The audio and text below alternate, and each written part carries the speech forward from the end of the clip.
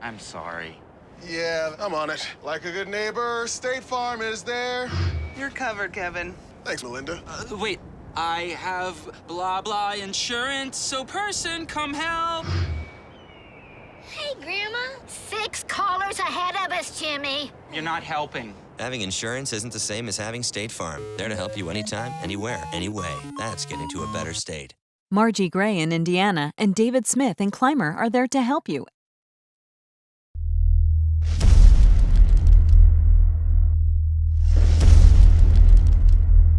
Hi again, everybody. I'm Carly Krouse of the Indiana Gazette, and this is week 8 of our high school football preview show.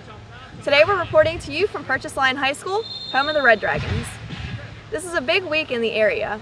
There are conferences to be clinched, records to be broken, and points to be gained for the playoffs. But first, let's talk about the Indiana Indians.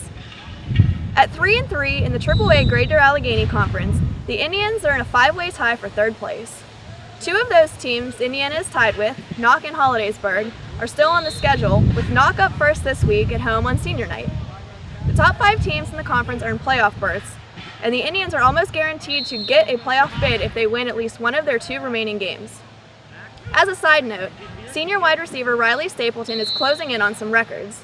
He has 45 receptions this year and needs 12 to pass Larry Moreau for the Indiana single-season record and 14 to pass Blairsville's Andy Ostash for the single-season mark among all area players. Elsewhere in the WPIAL, Apollo Ridge travels to Deer Lakes in a Class AA Allegheny Conference game. The Vikings are 6-1 and playoff bound, and the Lancers are 1-6. Apollo Ridge sophomore Dwayne Brown leads the area in scoring with 126 points. He has scored 20 touchdowns this year. West Shamokin, which is coming off a 28-13 loss to Shadyside Academy, travels to Ford City on Friday. The Wolves are 2-5 and are guaranteed a losing season in their first year since bumping back up to Class AA. They're 3rd in the area in total offense, averaging 341.3 yards per game. In the Interstate Conference, Derry squeezed out a victory over winless Brownsville last week to improve to 3-4. The Trojans play host to 1-6 Burgettstown on Friday and are looking for their second 2-game win streak of the season.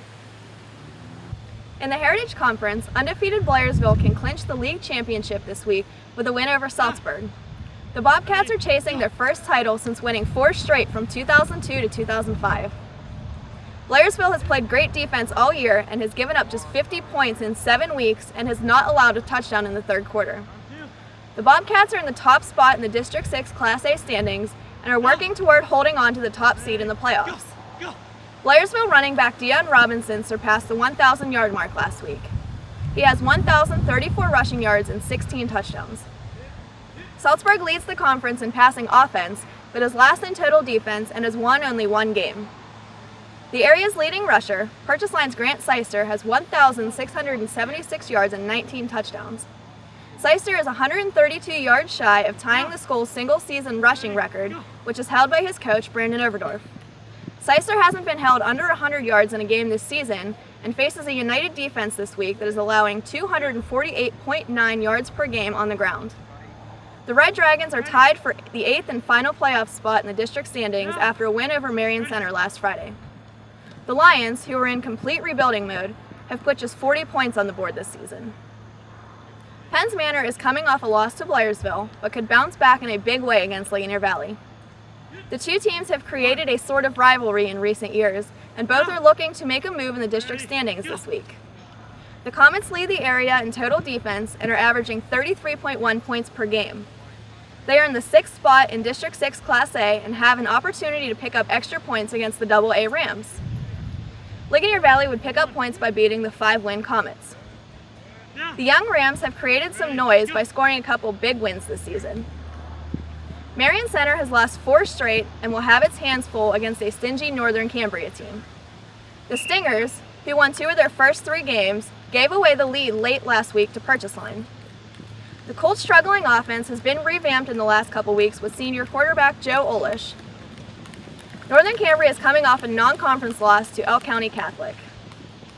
On Saturday night, Homer Center welcomes West Middlesex in a clash of non-conference teams.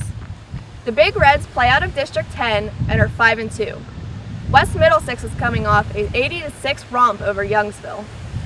Homer Center's Ian Lee is 76 yards away from tying the school's career rushing record.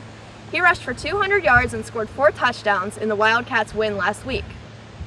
Homer Center is currently sitting in the 4th spot in the district standings and will be fighting for a home playoff game in the next couple weeks. In the Keystone Shortway Athletic Conference, Punxsutawney plays host to 1-6 Clarion Limestone. The Chucks, who are coming off a big win over St. Mary's, are setting themselves up for a matchup next week against unbeaten Karn City in a large school division game. They are currently in 4th place in the District 6, 8, and 9 standings and are in line for a playoff spot and a berth in the District 9 League Championship game against Clearfield. Be sure to check out Saturday's Indiana Gazette for full coverage of Friday night's games and watch live scoring updates on Friday nights at indianagazette.com. We'll see you next week for another edition of our preview show.